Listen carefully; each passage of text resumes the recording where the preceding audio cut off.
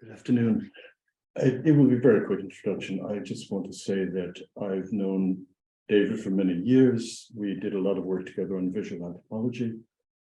He was at Kent for quite a long while, quite known for his tendency to disappear over summer to go back to work with Mambilla, which, you know, in terms of prolonged field work was quite impressive.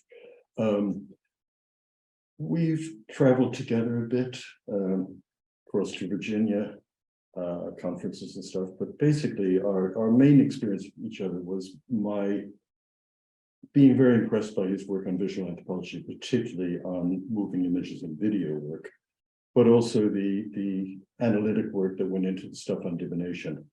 I think I'll leave it to David to do his book. What I would like to say about his book is that it's good to think with, and I think that's a very important point to stress. You may not find yourself using some of these rather erudite terms, but you may find in going through the arguments for why they're important that it makes you think differently about how to do anthropology. Thank you.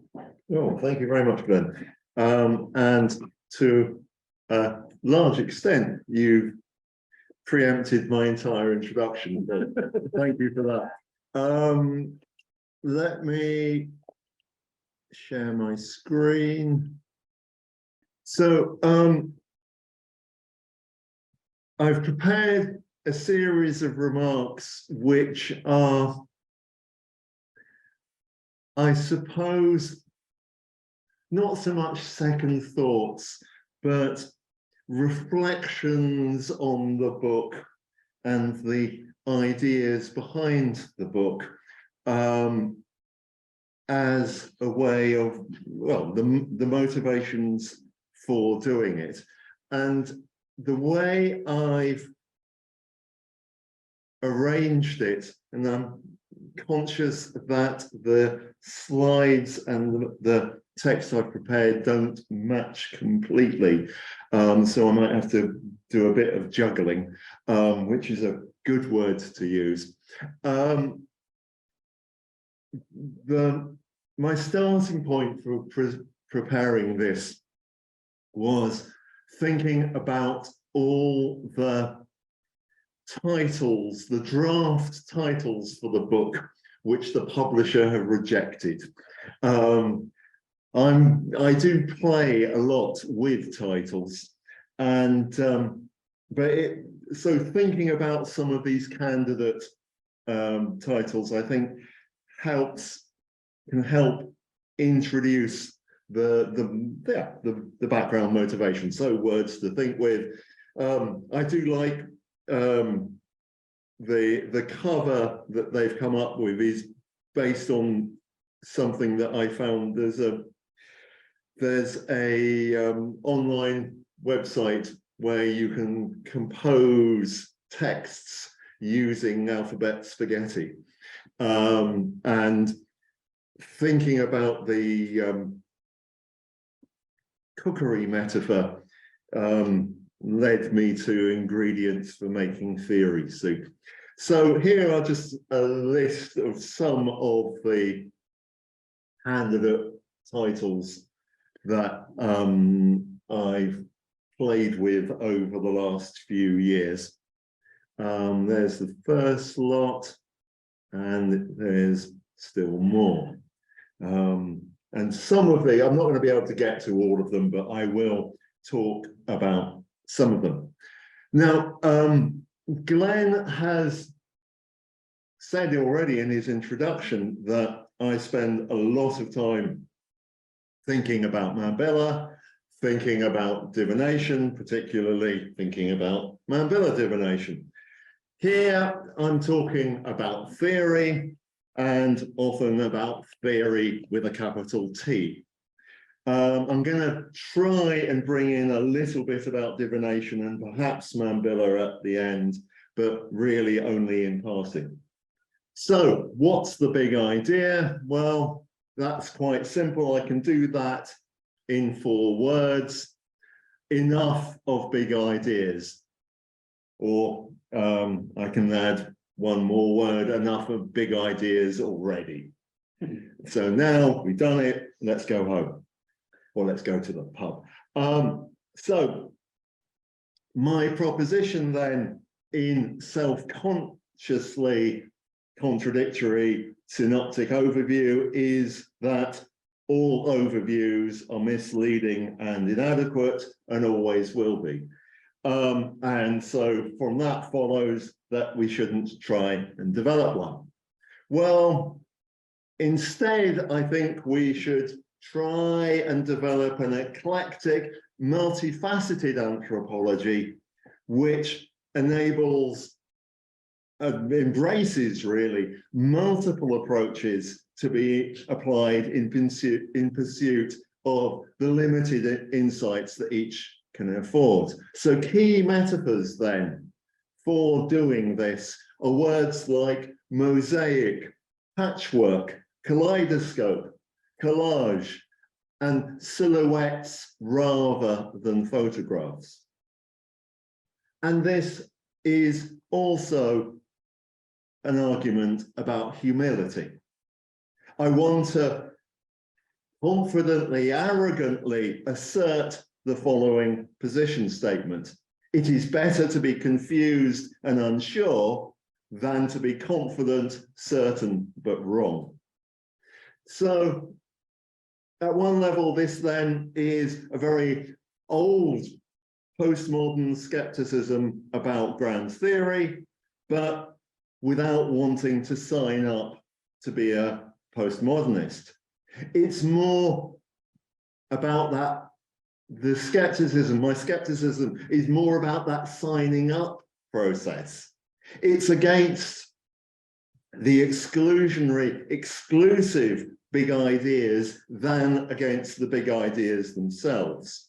So by all means, I'd say, use the ideas from neo-ontology or decolonial theory, but I'd say don't only do that. Don't only use those theories, use others as well. And another way of approaching that would be, summarizing that would be to say that anthropologists need theoretical agility. So choosing one theory doesn't mean you can't use others.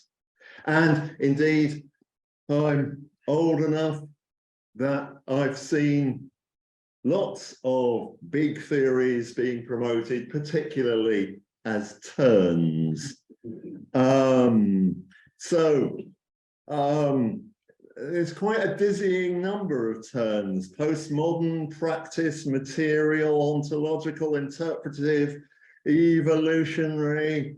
And of course, if you turn too many times, well, if you turn a few times, you end up going in the same direction you were to begin with. And I've ended up feeling unsure whether these are turns or pirouettes.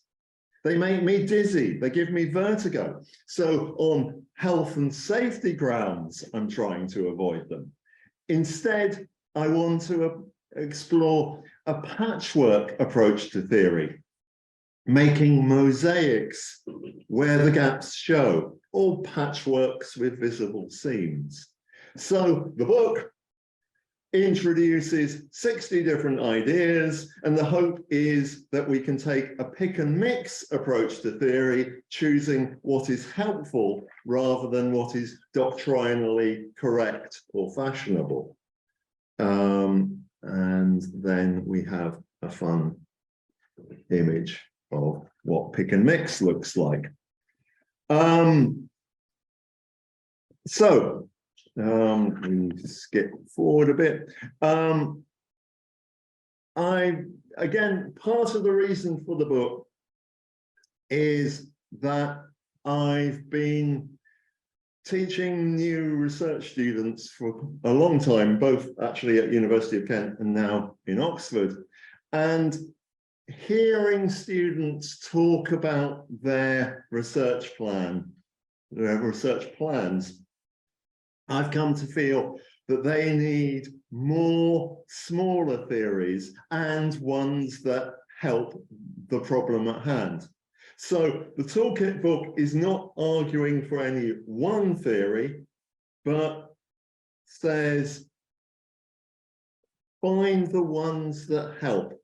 And I mean, again, another word which I missed out of my earlier list was triangulation, the idea that you can adopt different perspectives and use each to fill the holes that other ones leave exposed. So, well, for triangulation, classically, you need three theories, and doing the mathematics thereof how you can pick 3 out of 60. It's 60 C3, which gives you more than 30,000 different combinations. So one very slim book can support, in that sense, some 34,000 different approaches to anthropology. And of course, it's a very arbitrary list of concepts that I've put in, and I will say something about that in a little bit. So my hope is that by taking this sort of approach, we can produce accounts that are richly textured and nuanced.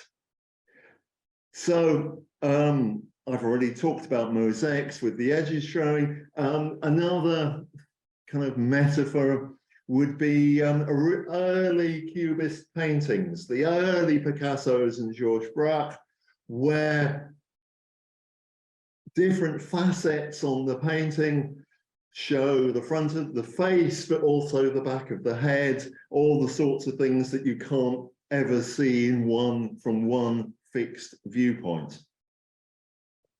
And again, by leaving the gaps showing, I think that helps us be conscious, aware of the gaps in our accounts, and that is a stance of humility, promotes a stance of humility, of knowing incompleteness. So yes, I'll get on to mess in a bit. So part of that sort of knowing incompleteness, to my mind, links with Michael Herzfeldt's call for a militant middle ground.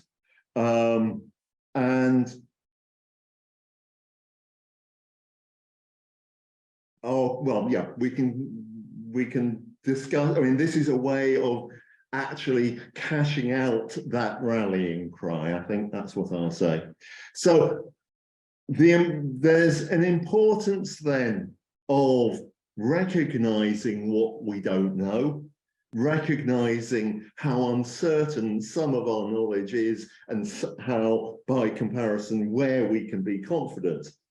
And a lot of the time, this gets exemplified in hedges, qualifications, and saying, yes, but it's not quite like that.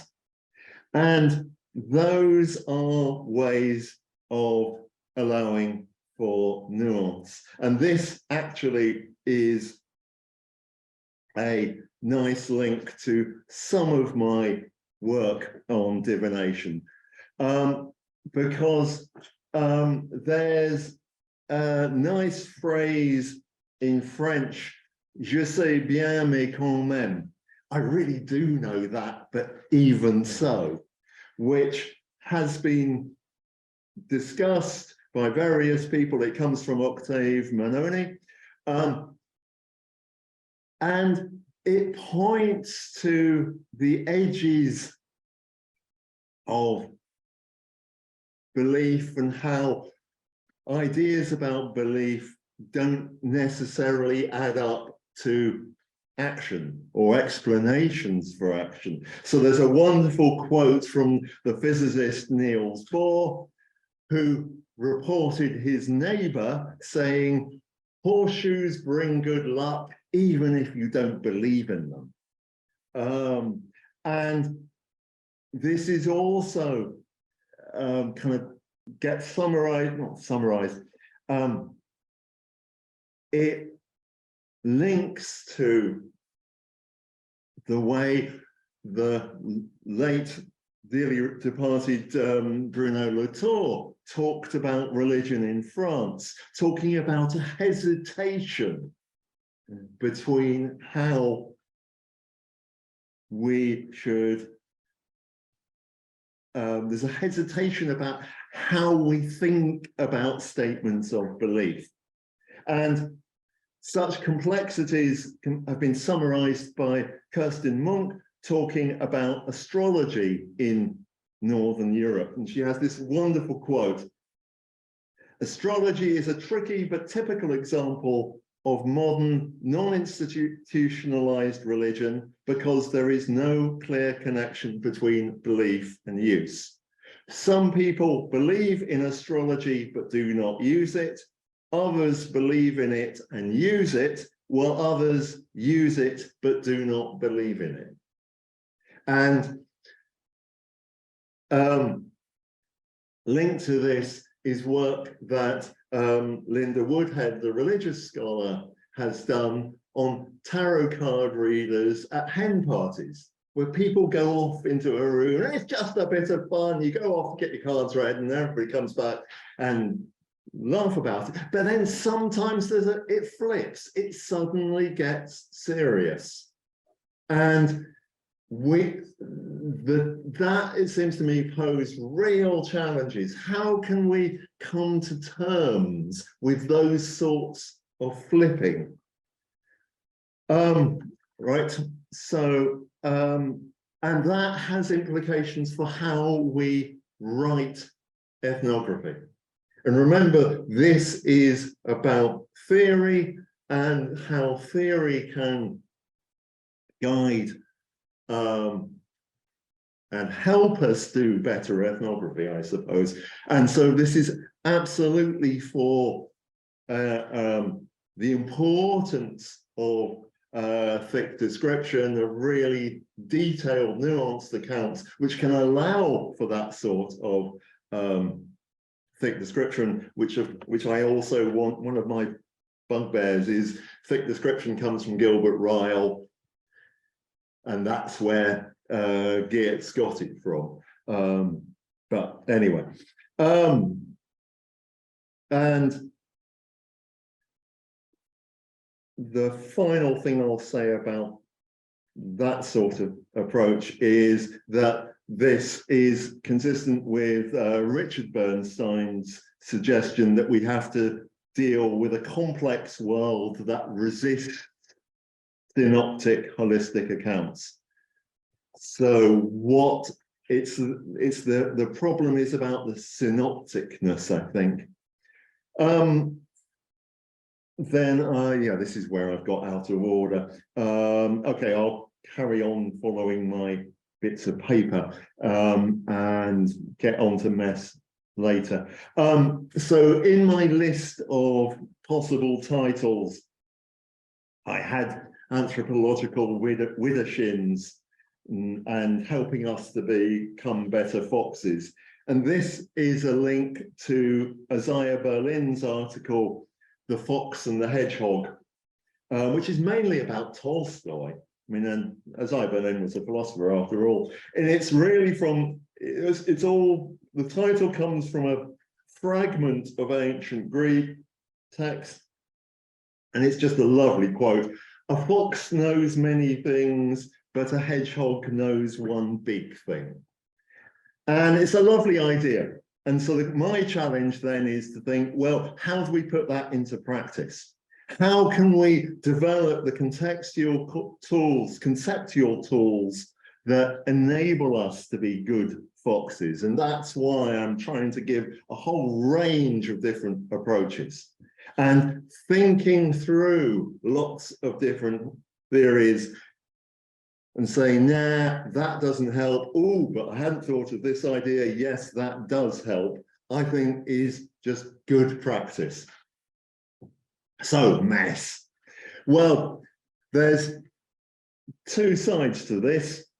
One is that the world is essentially messy, and I am then worried about accounts, theoretical accounts particularly, which simplify it out or clean it up so much that the stuff that's really interesting has got left out. Why is the world messy? Well, basically it goes back to the old distinctions between what people say and what people do. And so much of what's important in anthropology lies there in that gap between. In a world in which we only focus on the ideals, there would be no crime, no drug taking, racism, domestic violence, or incest, nor would there be pandemics, illnesses, or global warming. And it would be a very boring world too. So the world in which imperfect people live less than perfect lives is a challenge to comprehend. And that's why I talk about messy worlds. So one response to that as a field worker is that anthropologists really are looking for trouble. We look for the arguments, the conflicts, things like that, because there we see played out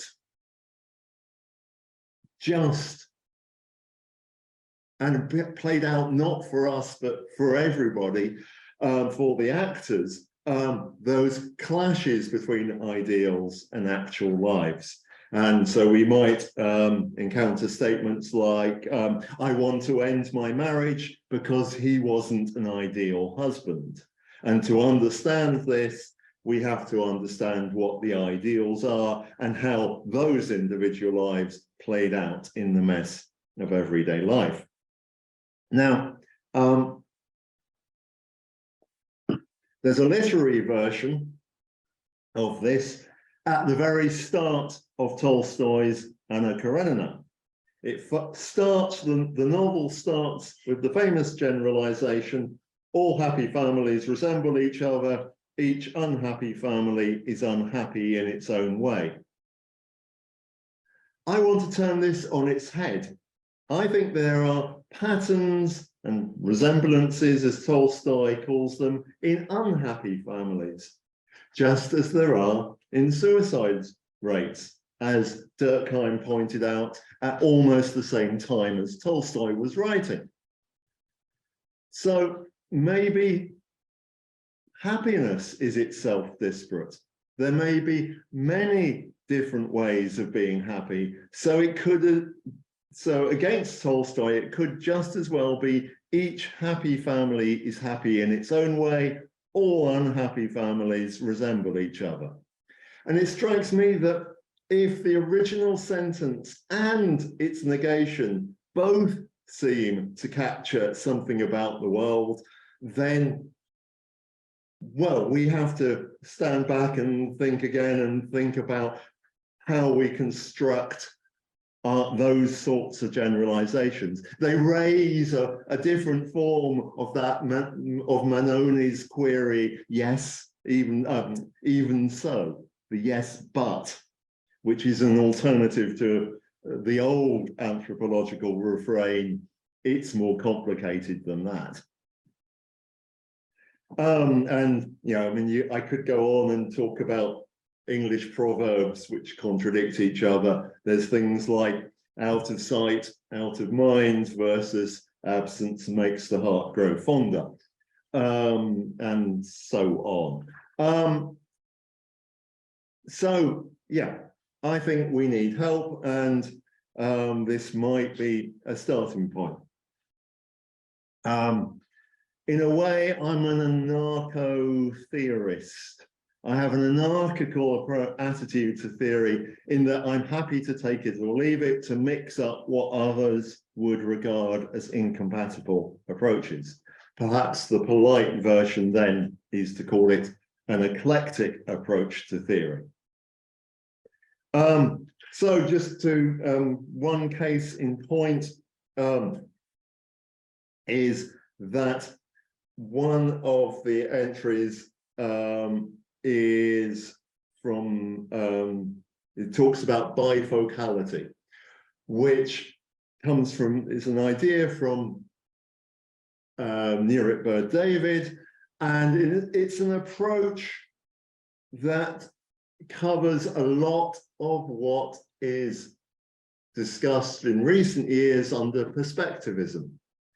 And it comes from old style glasses, which rather than being varifocals like mine, actually had a reading glass in a half moon at the bottom. And so you could peer down to read text and look forward at the top to see far. But of course, glasses, and sorry, how many, most of the people in the room are, no, about half the people in the room are wearing glasses. How many of the others have got contact lenses? A few? Yeah, a few. Okay. Glasses have affordances which contact lenses don't have. Because if you are wearing glasses, you can do that and peer at people over the tops of glasses. Or you can be like Dr. Brainstorm, which is really showing my age, or the other famous glasses wearer for people of a certain age is Joe 90, the cartoon figure who, via his glasses,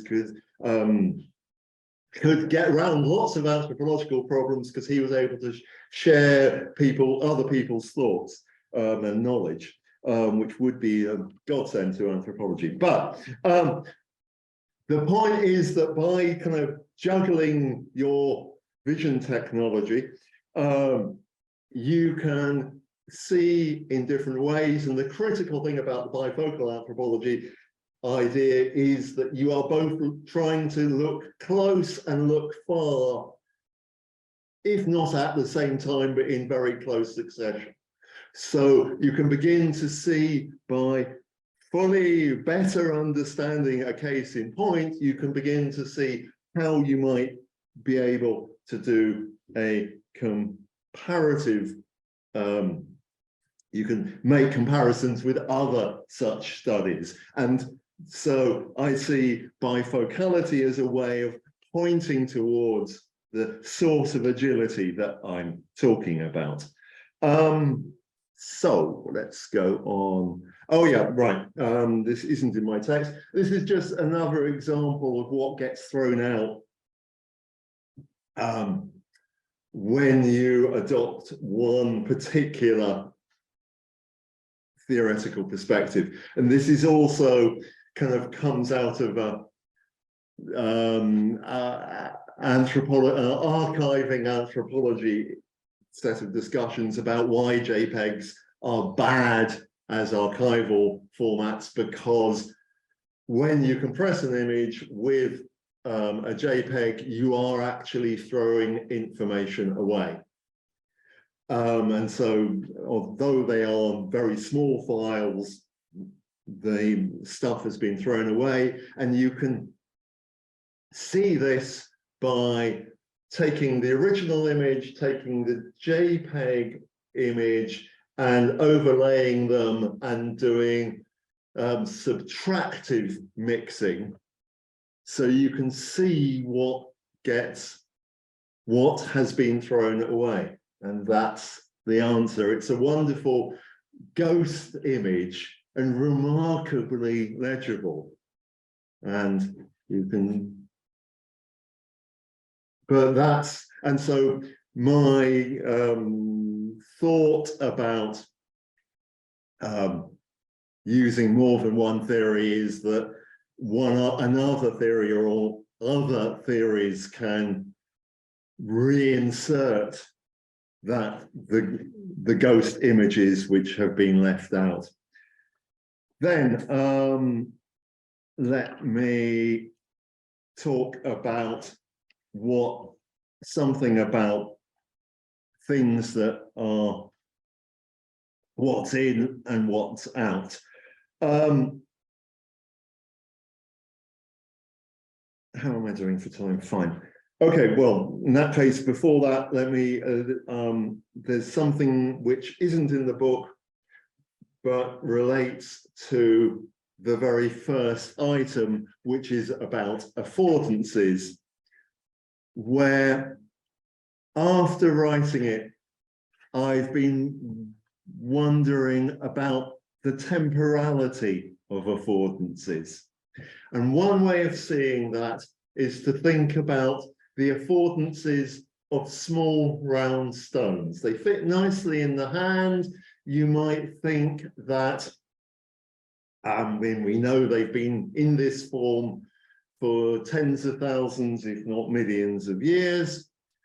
Another name for such small round stones is bullets. And the reason for that is that small round stones are the ammunition for slingshots. So a small round stone was a bullet. That is what David, my namesake, used to kill Goliath in, according to the internet, 962 BC. So clearly in 962 BC, small round stones had the affordance of being ammunition for slingshots. Question is, did they also then have the affordance of being able to smash glass windows? Some people say no, most people would say no, some people would say yes, because the whole idea about an affordance is it's something that isn't there, isn't actualized at a moment, but could be. And so it gets tricky, it seems to me, and particularly since slingshots dropped out of importance for centuries, but of course in recent years have become really important weapons. For example, down the road from where David killed Goliath in Palestine, they're weapons being used in the Intifada. So the idea of a small round stone as a bullet has a salience now for some categories of people that it hasn't before. And that sort of temporality, I think, is not there in the literature on affordances. It's implicit, but I think it needs to be further brought out. And I mean, there are shades of Bruno Latour's arguments about Ramesses II and what does it mean when we say that he died of TB? Granted, there aren't, when Ramesses II was dying, there weren't microscopes, there weren't ideas of tuberculosis. So, I mean, basically what Latour is saying, he's exploring, he's exploring the shorthand and saying, when you say this, you actually are bringing in a whole lot of technology, a whole lot of ideas which weren't available to Ramesses's own doctors. Let me say, I'll say that and no more. Right, let me move on to actually talk about this diagram, which I know is horribly impossible to read, but that's not the point. And I'll show you some details. So this is the diagram of all the cross references in the book. And I mean, basically, and I did write the book before I did the diagram. And having done it, it seems to me that it justifies some of the cases where, although they are closely connected, they need to be separate entries, and exemplars and vignettes are cases in point. We can discuss that if you like in the discussion. In other cases, and let me go on to, that's from the center, but let me go on to this one from the top. This is actually from the top right corner. So affordance, forbearing, I might, I don't know where, I'm happy that they are separate entries. I would consider merging them, maybe if we ever get to a second edition. Let me go back up there,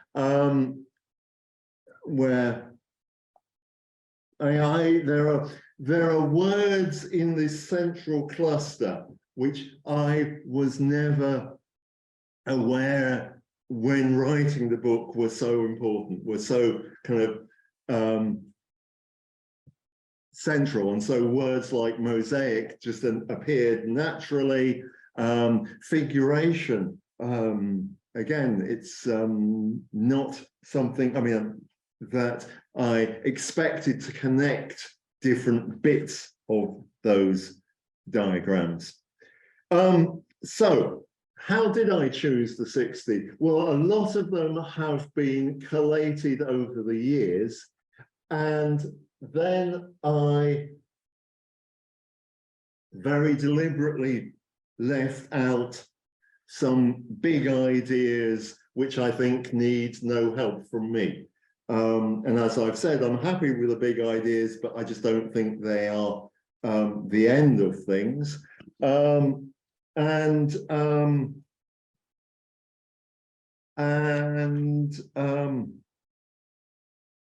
What else? What other ones are here?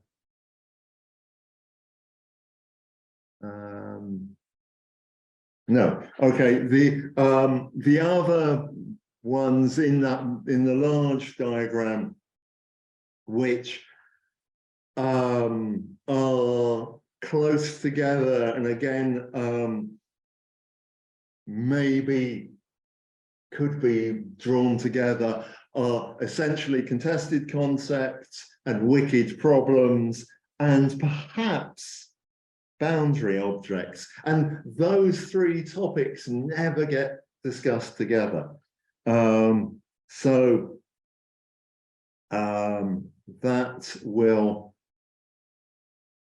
Those are kind of how I've been kind of thinking my way into these things. Then, after writing it, the book got sent to Michael Hertzfeldt as one of Berghain's referees, and he kind of basically said that it needs some ethnography. So there's a coda, basically, which, of course, I can't use 60 concepts. I don't want to use 60 concepts, but I can write a bit of ethnography which exemplifies some of the ideas. And this is of a ritual to do with the chief, which is about to happen on, if anybody is in Cameroon on the 27th of December, it will be taking place in Sommier. Sadly, I won't be there. The man on the left of that photograph is now the one in charge, rather than the man holding the fly whisk tail in front of his face. But so I kind of give a snippet, if you like, some vignettes from my ethnography as coda, and I will stop at that point. And you can take photographs of that screen, and theoretically the QR code will work. Thank you. I'm very happy with the idea set out in the introduction, the idea of moving away from the synoptic, the idea of not coming in with a theory-heavy approach. But while I was listening to you talking just now, I was wondering really, what is the practical difference between what I might call informed ethnography and what you're promulgating? Because it seems to me that all of us, particularly after the breakdown of modernist anthropology, do come in with a bricolage of material that we use for thinking through what we're going on, what we're examining. So I wonder really whether just a very good close ethnography that, as you say, is aware of context, brings in materials, et cetera, and is nonetheless shaped somewhat by our awareness of theoretical debates within anthropology, is any different from what you're actually advocating. Okay. Yeah, at one level, I want to say absolutely yes. The worry is the worry that I'm addressing is people who say, I am approaching this as a blah. Yeah, no, I agree. And that's the concern. So it's in that sense, it's an old style generalist approach. Yeah. And so in order to understand rituals like the one which, well, I sadly won't be there in December, which is a ritual. It's the ritual of it's the chief's coronation, a kind of return to the chief's coronation, so he repeats his oath of office, and it's thereby a fertility rite for the whole, because the classic stuff about the fertility of the chief is a metonym for the fertility of the population. But in order to have the rite, you have to have there's a lot of economic implications in it, because you need really quite a large amount of disposable maize to make all the beer to so that the whole village can get drunk, and if the village can't get drunk, it can't dance. Yes, I enjoyed the point you made that people can't really relay what happens in the ritual very well because they're all too drunk. But yeah. But on a side point, I did read with great expectation, having read through your 60 concepts, the coda, which is a bit of ethnographic work. And I wasn't sure how much that really differed very much from good ethnography. Now, it seems that one of the things that your argument is pushing for is a foregrounding of ethnography over what we classically would call anthropology, which I guess one could call modernist anthropology, which would be theory-driven. The theory comes out through, as you use the term, vignettes, which make you attend to certain kinds of structuring structures, let's say.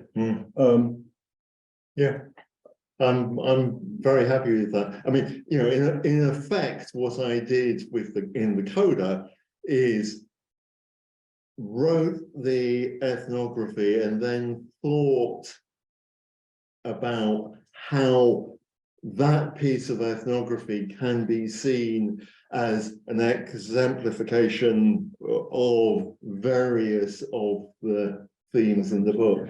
Yeah.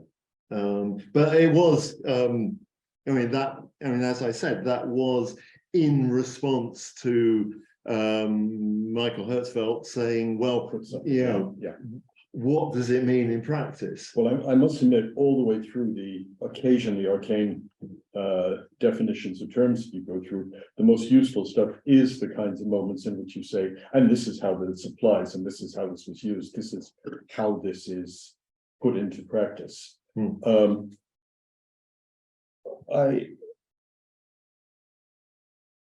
Sorry, that just blocked out something I was about to ask you. I think one thing I did want to ask you, you do point out that this is a general critique of various kinds of top-heavy theoretical approaches. I've been quite troubled by the whole ontological turn. It used to be called towards A, and now it's turn, but I'm showing my age. The thing is, how would you use a globalizing concept like ontological in a way that is a mosaic and a much more messy and haphazard kind of thing? Because it seems to me that the ontological approach is itself a totalizing approach. How can you lift something out of that which is usable? Well, I suppose I've got a facetious answer, and I'm not quite sure how to make it. Okay, let me give you the facetious answer.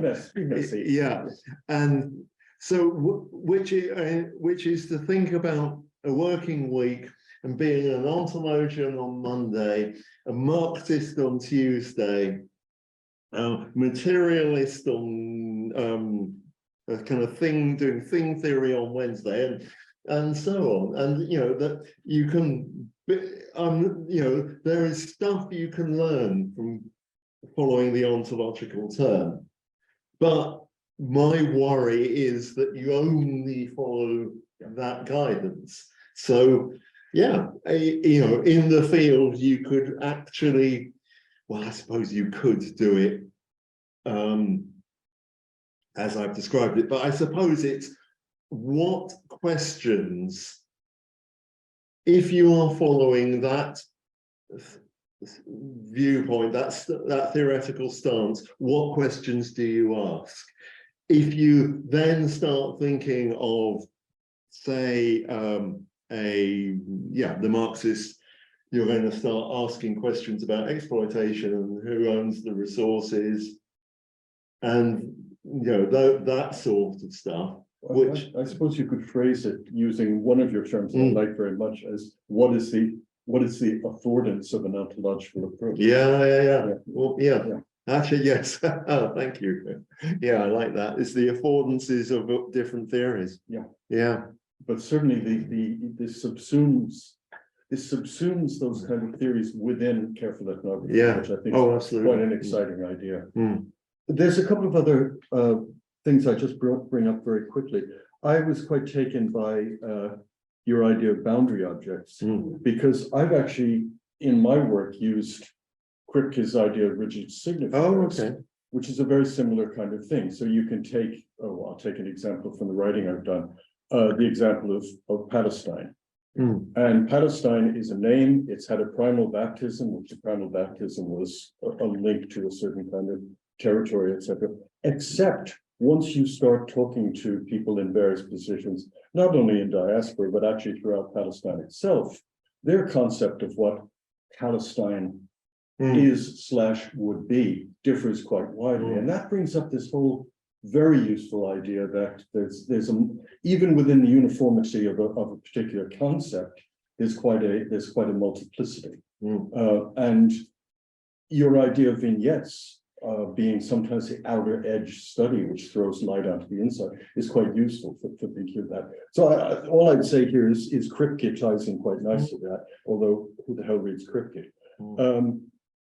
I think, go ahead. Can I answer that? I must say I hadn't thought about Kripke for an awfully long time, so thank you for that. And I hadn't, the connection between rigid signifiers. You do mention primal baptism. Yeah, I do. But for Palestine, it seems to me that exemplifies the idea of an essentially contested concept, where the whole point of these is that you will never get consensus. And so yes, they do work as boundary objects that people come to them from different sides, and they become things that people argue about, meet through. And I'm one of the I've been one of the things I want to explore specifically about that actually is the idea of silent trade, which kind of comes out of hunter-gatherers talking to, well, not talking to, exchanging with agriculturalists. I remember you and I talking about that years ago. Okay. What happens when you come to the border? You don't have a language you have in common, but you have things that you can offer and have an offer in return. It's a very nice moment. And also from philosophy of science, there's the idea of the trading zone, which is that that people from different disciplinary traditions meet over the same experiments, and are talking about what in physics are regarded as the same things, but approaching them either via the same experiments or using completely different experimental techniques to study the same thing. And how do they then find ways of communicating? So this is Peter Gallison.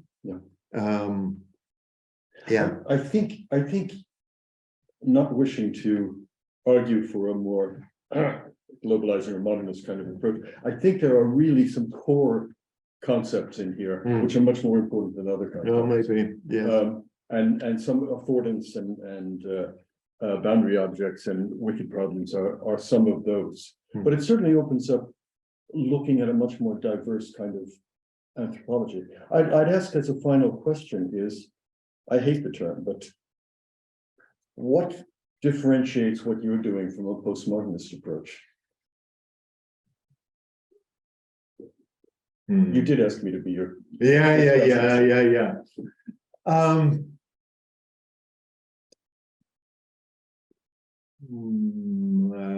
How to answer that in polite society?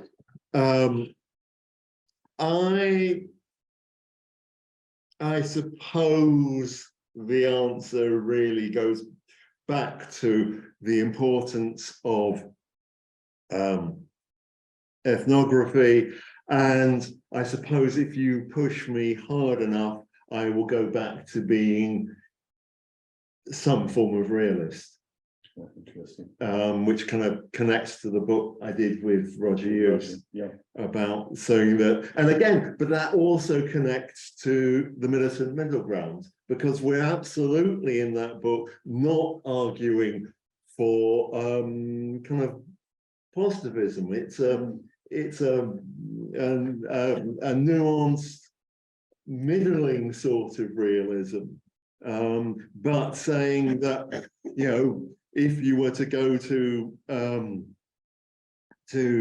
some, you know, you're having to deal with the problems of being, well, first and foremost, peasant farmers, and about how nested patterns of authority impinge on people's everyday lives. And that comes in the coda. Yeah. So that's, I don't know to what extent that answers your question, but that's as well it could be answered, but I will push you. Yeah.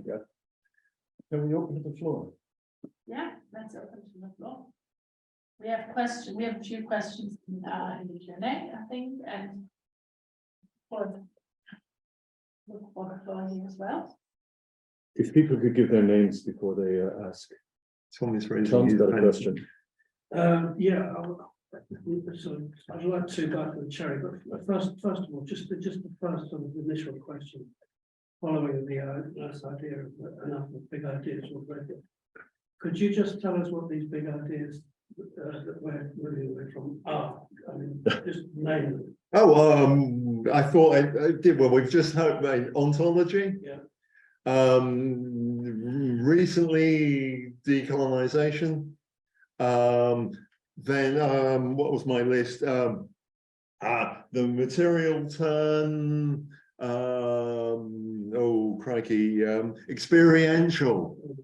I mean, it's all these kind of words, and then I mean, I'm all for, you know, experiential or the evolutionary turn. But just yeah. just to follow, Mm. I mean, what about the term like structure? Yeah. Is that a big idea? Well, it was. Not anymore. Well, I think, yeah, because it's, I mean, in a way, so climate got revived because in its place, structuralism can be really helpful. Yeah. But in its place, and I'm not saying, and this is the problem, you know, old style structuralism, you go out into the world, you look for binary contrasts, and they explain everything. Well, I'm saying it's it's a helpful field technique to go looking for binary contrasts. You may or may not find them. They may or may not. They might explain something. But saying that is far from being kind of, you know, a signed up structuralist with a capital S. Why do we want to read Tris-Tropique instead of the four books? I mean, Tris-Tropique is ethnography and it's fascinating, and there's things you draw from it. Same actually with Savage Mind. But the temporality of Levi-Strauss is quite an interesting issue. But yeah. I'll leave the other ones. I've got a few more, but I'll leave them to later. Is there anything else from this floor? Because we have a good question here from Anna Taylor. Oh. Should we read it? Because the people in the room were. Yeah. Oh, I can also put them on the screen. yes, do that. That'd be better. But maybe read it out as well. You're Can you- closer to the you- microphone. Or Psychologists always start from this theory or that and try to fit the lab experiments to a theory. Policymakers only see the psychologist in an organization and listen to them. Anthropologists remain invisible. How can we make ourselves more visible? Yes, a good question. And I'm not sure I have an answer about how the problem is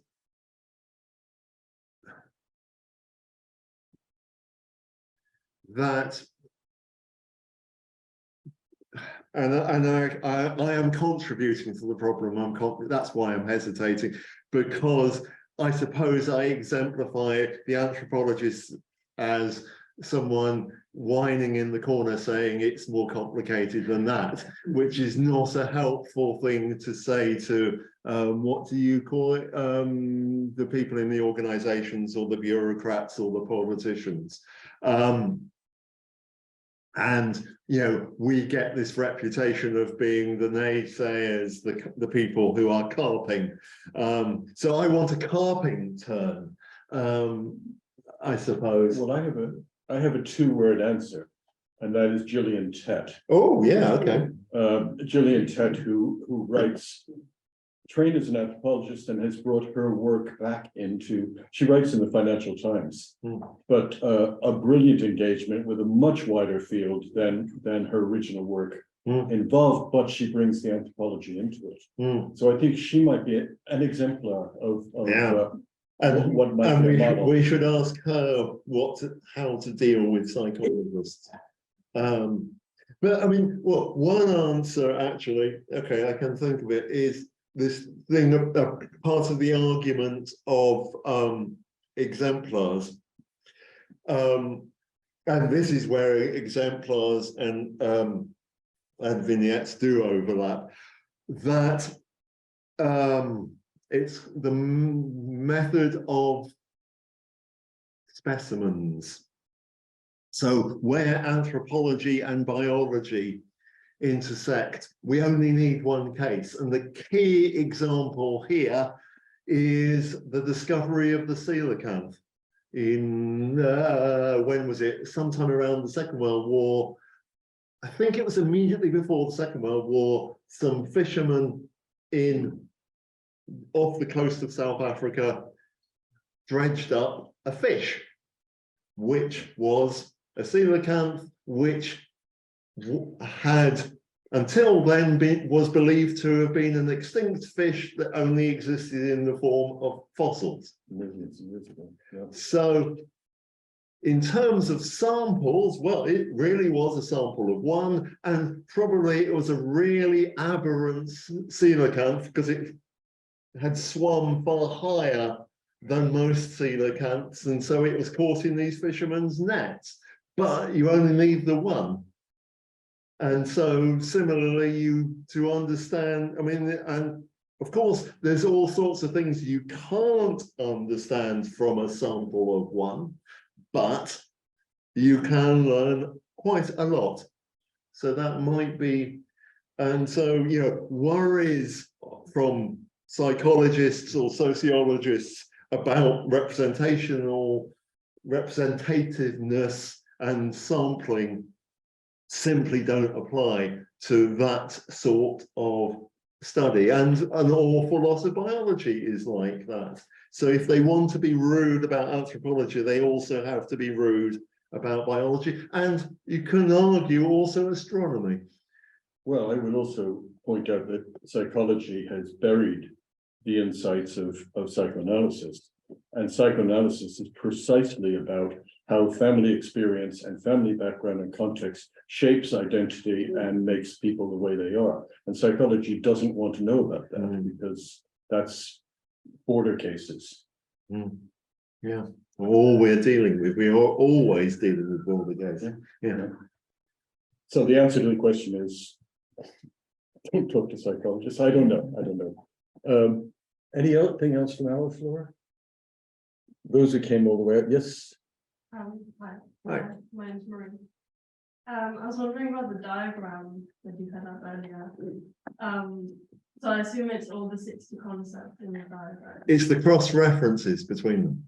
That's Right. what determines so it. I just wondered why, if some concepts are more closely related, if they're more compatible, if they're further apart, how does that sort of how does that work with an eclectic theory or an theoretical approach, if some are more compatible than others, or if some are more Okay, so then we need to be very careful about how we understand network analysis. So basically, you know, there are cross-references in the book. Having written the book, I gathered them all together and said, in basically what it says is entry 1, affordance, connects to entry, whatever it will be, 15 forbearance. And it might be that entry 15 also connects to entry 1. And so you just have this long text list of item X connects to item Y, stick it into, well, there's lots of different software packages, and they draw an interesting diagram. It's very easy to overinterpret the diagram, but basically the things that are in the middle are connected to more things and more things in different directions, if you see what I mean. So that doesn't necessarily mean that those items in the middle are more central, certainly not to my thinking. I mean, you can get, oh God, there's a concept in network analysis called betweenness centrality, which is, so there may only be one item, but if you have a cluster here and a cluster there, and there's one item which bridges the two, that has huge betweenness centrality, but may be peripheral to everything. Interesting. But I find doing this sort of exercise really interesting just because of what it throws up in that sort of way. And to make it concrete, I first encountered this when working with people working on the history of the Pitt Rivers Museum, looking at the early donors in the 19th century. where there were clusters of donors who shared various properties, and I helped them do the network analysis. And what came out of that was that basically gave them clusters of, I mean, the technical word, but also the common word is a clique, a cluster of people who are interconnected. And the people who were doing the historical research, typically what they said in lots of cases was, we knew about 5 of these people and we knew the other 2 were there, but we didn't realize how closely connected they were. And so doing the analysis actually helped them, as it were, reconceptualize their own data. But yeah, thanks. Oh, what have we got? We've got 4 questions by one person. Oh, right. 5 questions. By Well, one we've got, Tom has other questions too. okay. Well, the first question, I'm having trouble with. On the day I received Professor Zeitlyn's book, Bob Dylan's new book, including introducing 66 songs, was also released. Very similar approach. I have made a mind map combining the 60 theories to the 66 songs in the philosophy of modern song. Bricolage at its best. Oh, how wonderful. Thank you. I've never been compared to Bob Dylan before, so I will take that. Excellent. Well, shall we? And these are comments on the others, including forgive the typos. We'll leave that one alone. Okay. Oh, and so he's going back to Levi-Strauss and the bricolage. That's right. And reiterating what you said. Okay. These are Tom, you want to go for one? Yeah, I was wondering, I did my thesis a long time ago on the work of Louis Dumont, and I was wondering how you regard the 2 kind of famous books that he wrote, one Homo Hierarchicus and the other Homo Equenus. And it seems to me that the idea of hierarchical persons, societies, whatever, and equal individualistic societies post, industrial revolution, something like that, do give you insights certainly into the caste system, no question about that, in my view. And also the idea of individualism. I mean, the other day there was this prime minister who lasted for a short time, talking about to grow. And that sort of gave the impression that everybody should be ultra kind of entrepreneurial and all that kind of thing. I think these are insights using big terms, which give you a kind of rough idea, quite a sort of interesting and coherent idea, I think, about ancient society and modern society and so on. So I wondered what about the extent to which you don't find these big ideas useful, because we want to get rid of them already. And it's just one just to put it in slightly more recent terms. If you consider reason, the idea of reason to be one big idea, and the idea of belief to be another big idea, then you go along. Okay, so now we're writing about reason and science, and now we're writing about belief. But then Louis Jacobs turns up, and he writes this hugely important book, for which he was then chucked out of being the chief rabbi.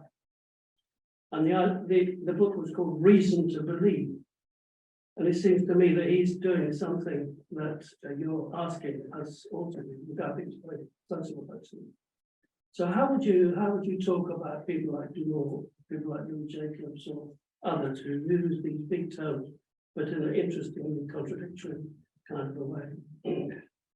Thank you. I suppose it's sort of the same answer as I'd say to structuralism, that by all means do it, but don't think it's the end.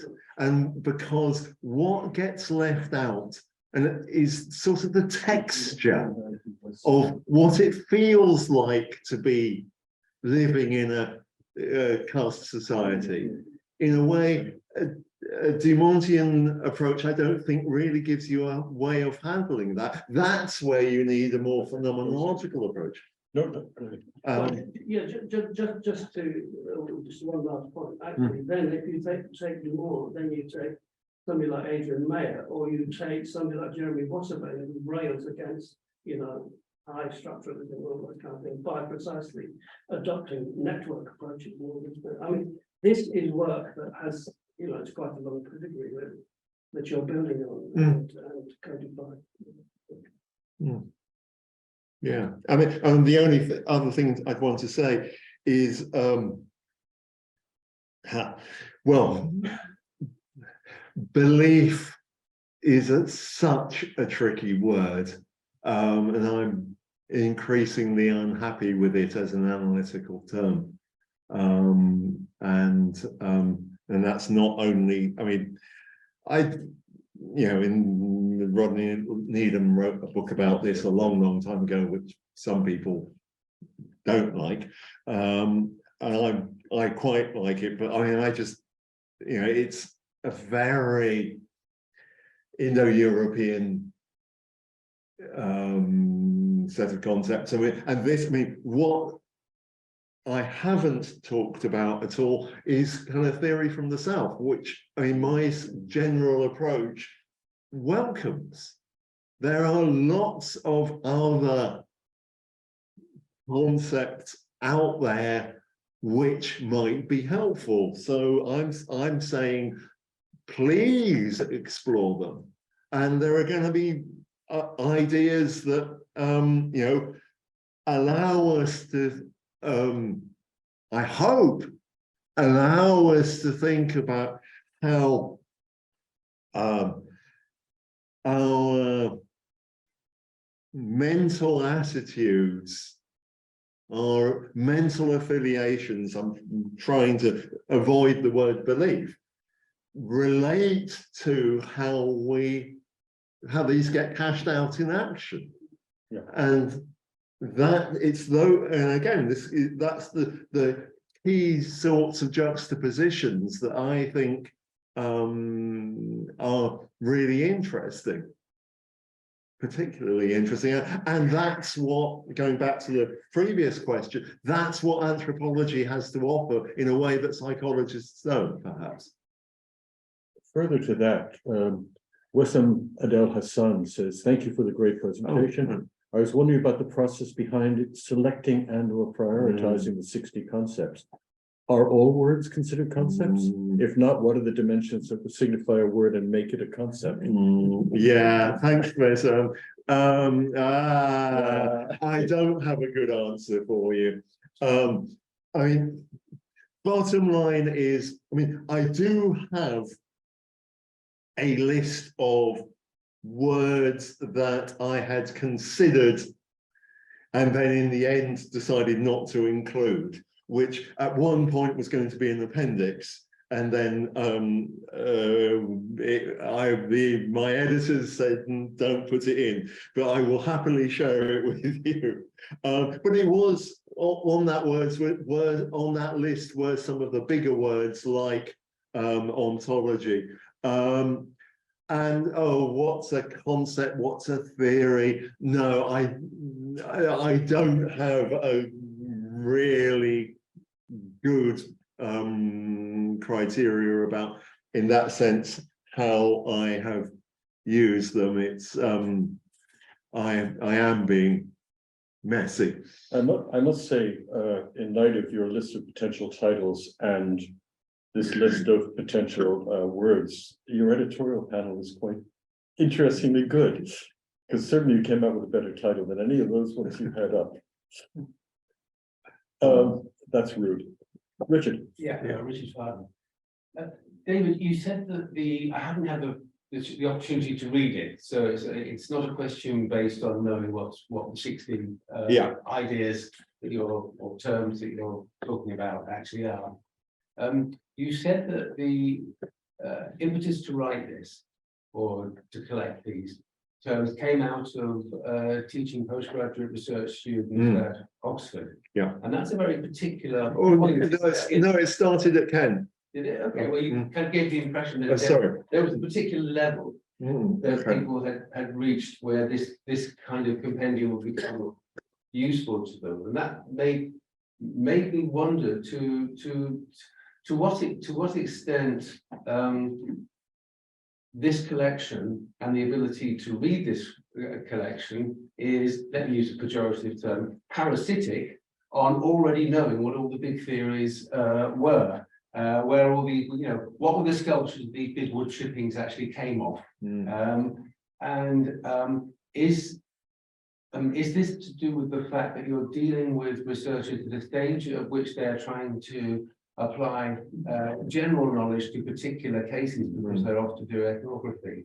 And could you envisage other types of anthropology which this will be less useful, say engaged anthropologists who are trying to do something about what will happen next if we do a particular sort of policy in the midst of an Ebola outbreak, right? In other words, where you have some, you have to narrow the theorization because you're looking for some sort of rough predictive quality in what you're doing. Whether you really, maybe you can't theorize that there's a certainty, but you need to have some predictive ability to engage in what we call the anthropology of development or medical anthropology and various refugee crises and so forth. So I'm wondering about the relationship between the specificity of the moment and the type of book that comes out of it.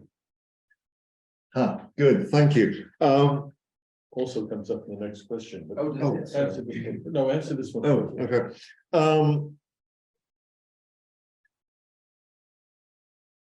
When you started asking your question, I thought you were going in a different direction. Because I've tried to write it to be as accessible as possible. So I have kept the kind of bibliographies as minimal as I could get away with, really. And I hope it will be useful as an introduction to lots of these ideas, rather than needing readers to actually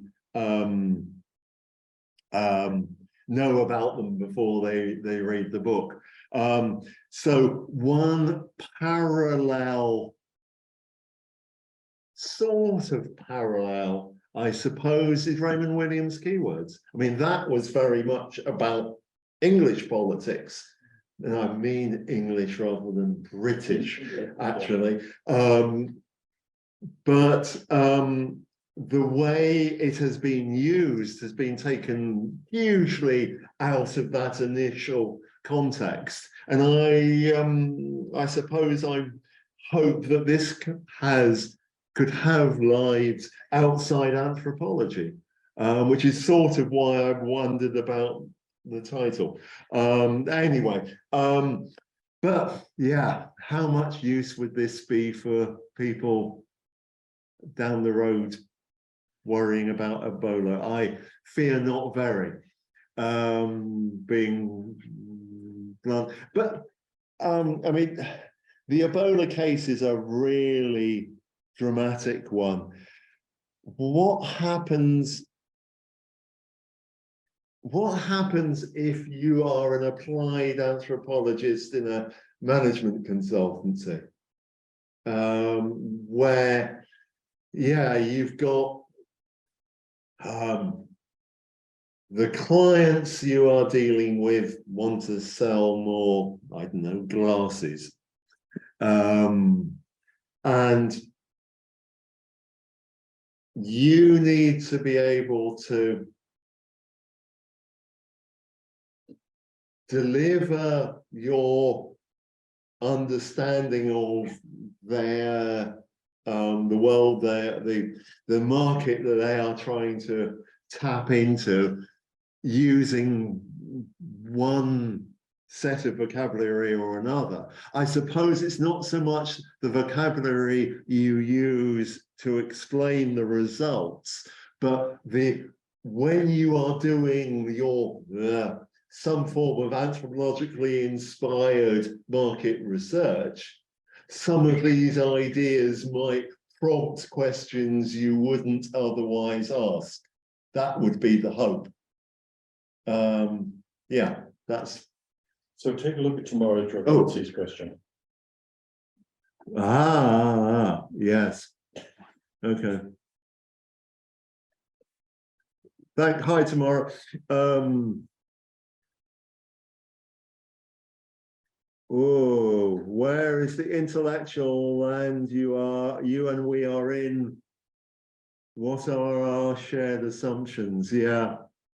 Quite closely linked to Richard's question. It is. And so yes, it does.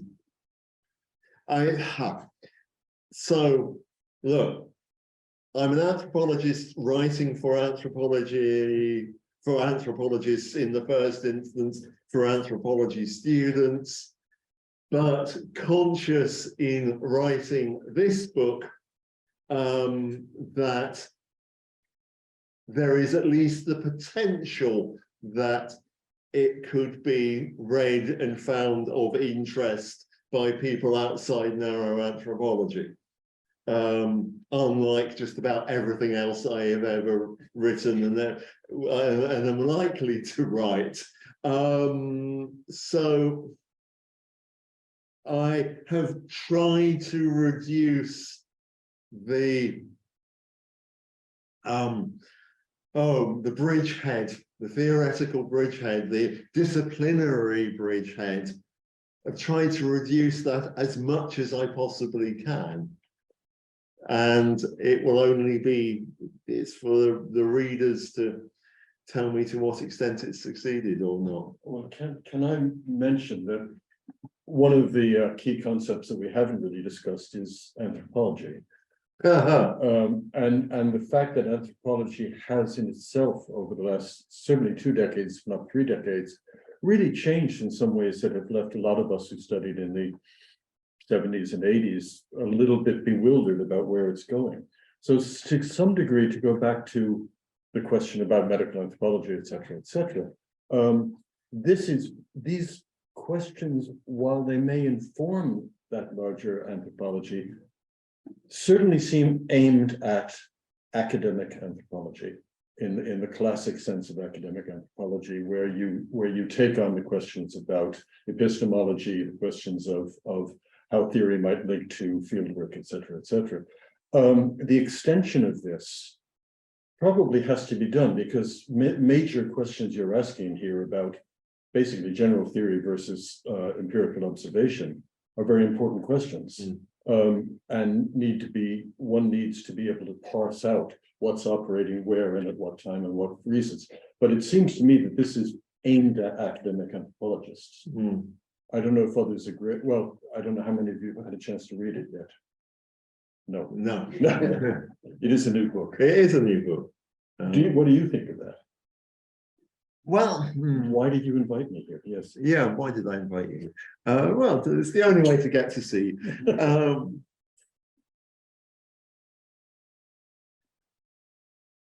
Well, I mean, it's what I was just saying to the kind of combination of Tamara and Richard, that yes, my starting point was thinking about academic anthropologists, but also trying to write in a way that sociologists, other connected cognate fields could use it.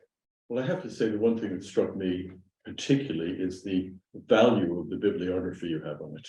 I mean, there's an immense range of very diverse readings cited at the end of each of the 60 concepts.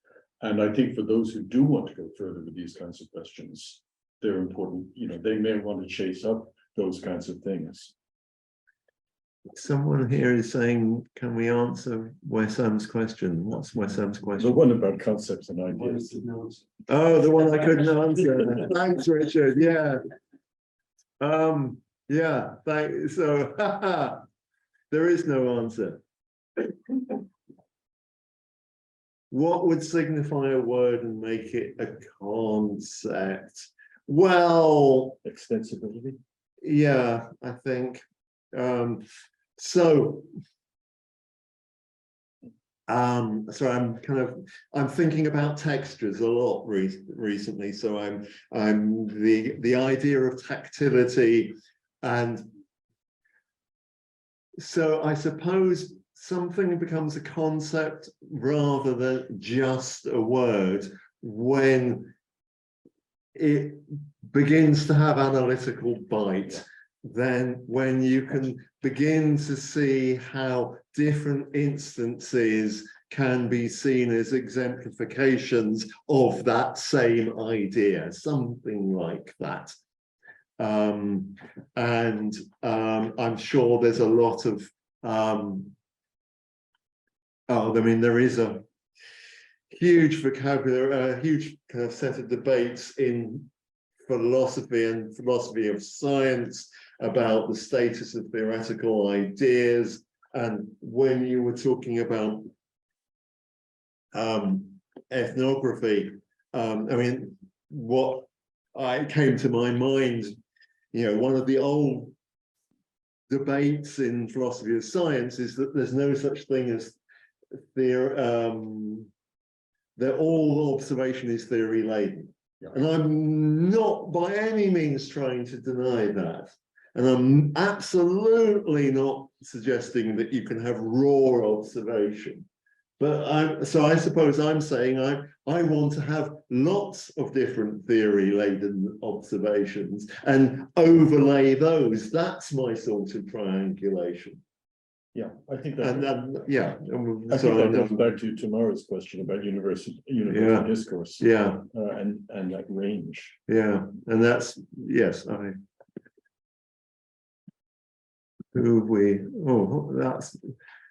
Jim Wade's got a nice observation really about how theory and observation interconnect.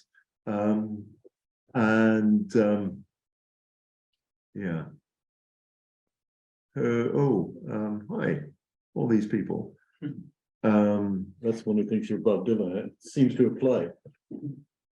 Am I enjoying confusing the readers? I hope I'm not confusing the readers. Because again, you can remember going back to pick and mix. You only need to pick a few of these. So you can be clear, but clear within understood limits. Well, that's why you compared it to Bob Dylan. Yeah, thank you. Got a question here. Oh, right, okay. Hi, this is Ben Page. So I'm an interloper, not an anthropologist. So listening to the last conversation with Lindsay, I thought I ought to say something at that point. So I can see lots of resonances with debates we have in geography, familiar debates about the value of big ideas and things. But I was wondering, I think your approach seems sort of encouragingly uncynical. And when I kind of think about advice that I give my own PhD students, which they're welcome to ignore, obviously, and do, I would be nervous about saying, some of that list of things that you blithely chuck out, like decoloniality, for example. You would be a brave 28-year-old who was applying for a job right now. We are in secure positions, and I would be nervous about some of the ways in which, there's the more cynical sort of relationship with some of these big ideas and how you encounter them. It's kind of privileged moment when you can dispense with them. I've heard Paul Gilroy, for example, rail against decoloniality and decolonization as ideas. First, the term racism, for example. But he again is in a very comfortable position to make that argument. Whereas, so I wonder if this. I was wondering how. Careful choice of words, and from a shared demographic and age range, is this an old man's book? Yeah. Yes. To what extent, clearly you want it to be useful and inspiring and encouraging to, you started by saying this is coming out of conversations with my doctoral students, but is that wise advice to kind of dispense with the big ideas? Well, Okay, first is to say thank you, and I look forward to seeing the book on your reading list in geography. I mean, what geography students would make of it would be very interesting, seems to me. He doesn't throw out decolonization, by the way. No, but I'm not saying. I mean, look, the ultimate cynical approach to this would be to say how to make, if you're starting student, how to make your reputation. Sod field work, invent a term. Yeah. That's the easy way. And that's how to get noticed, I'm afraid. Yes. You know, and I haven't done that. I mean, you know, for God's sake, I really don't want, this isn't an arguing for an eclectic turn. I mean, because that's self-contradictory. I mean, But going, yeah, so this is a recent experience where I did exactly what you don't like. yeah, And sort of went in and did some ethnography about the Macquarie land Yeah. restitution scheme. Yeah. And in order to get it noticed and published, Right. it's cynical.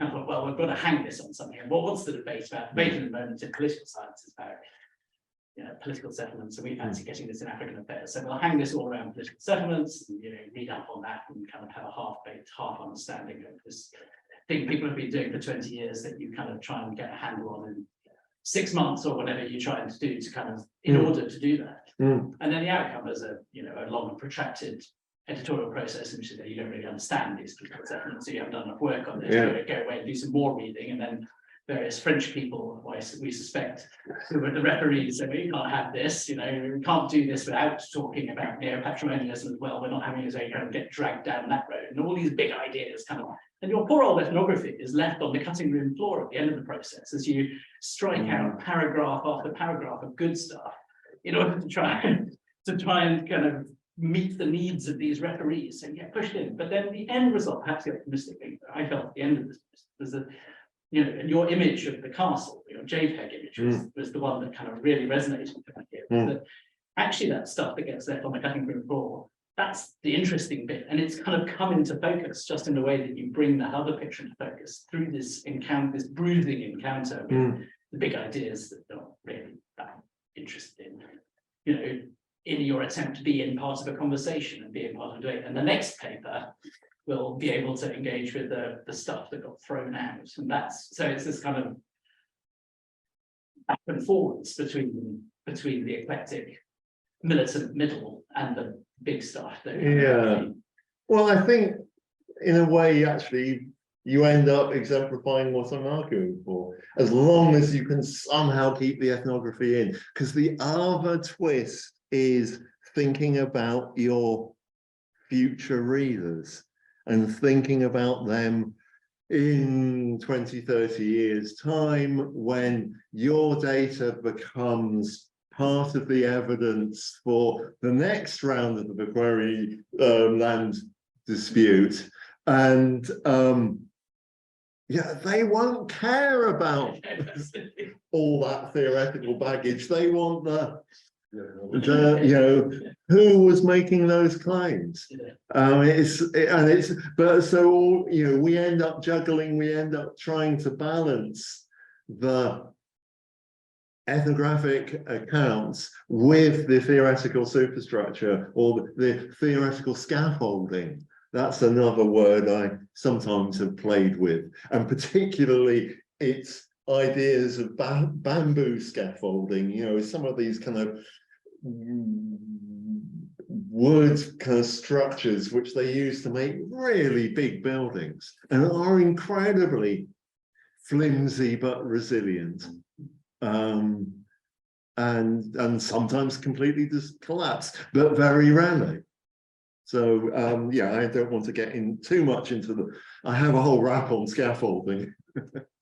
But yeah, so yeah, thank you. I really do think actually you're exemplifying what I'm talking about. Yeah. Have we got any more online? Oh, hello, Francine. All these people I know.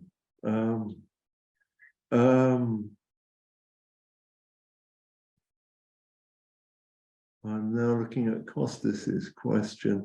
Can I say whether you think a concept like ambivalence has a place in approaching theorizing social experience? Yes. I suppose ambivalence it's a question of what ambivalence by its own isn't going to be enough, I think, is what I would say. Yeah, it's what else is associated with it, is all I can think to say to that, I'm afraid. Sorry, Costas.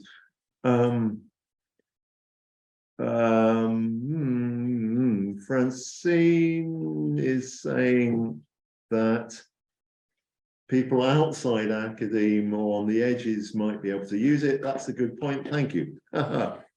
Oh, and then what's this right at the bottom?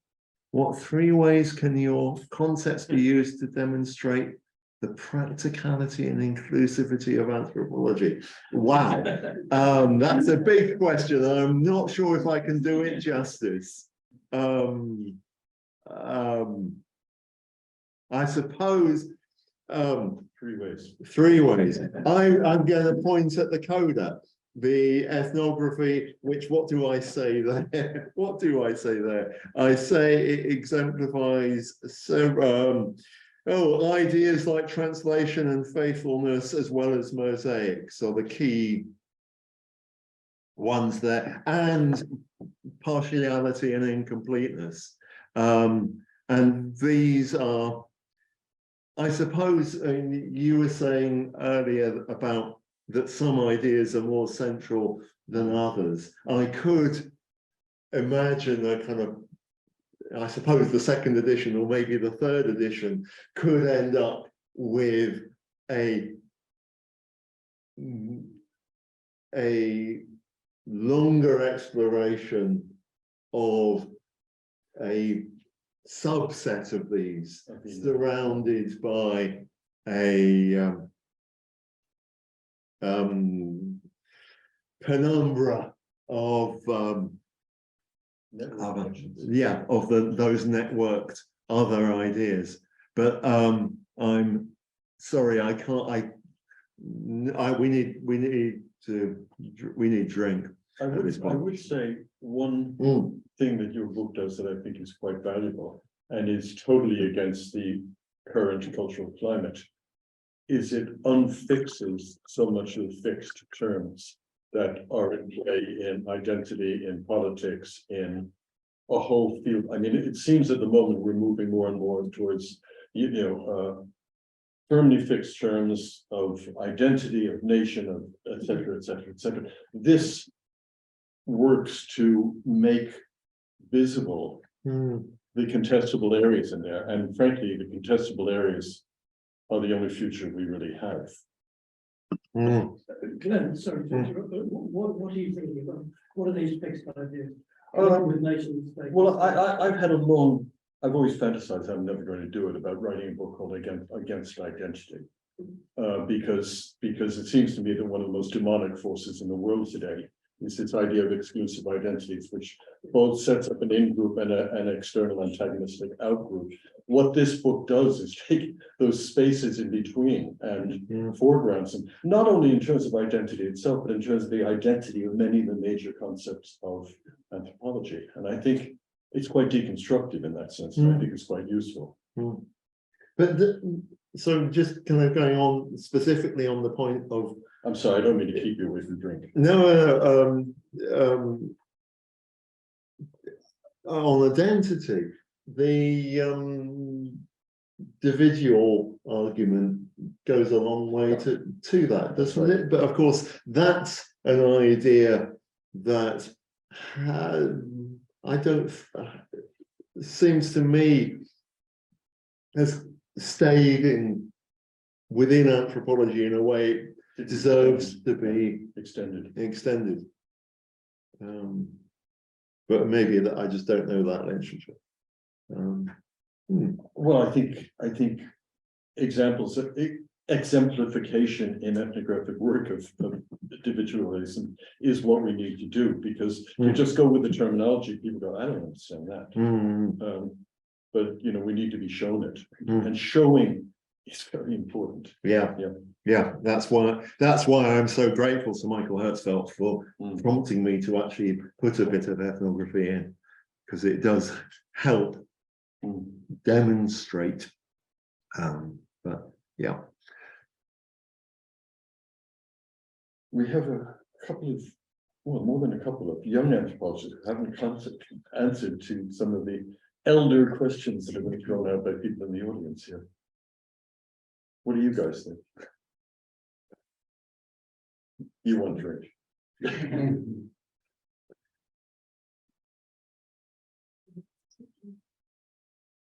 You've both been very attentive.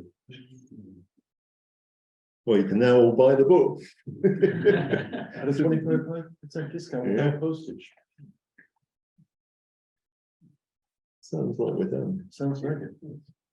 Yeah. Okay.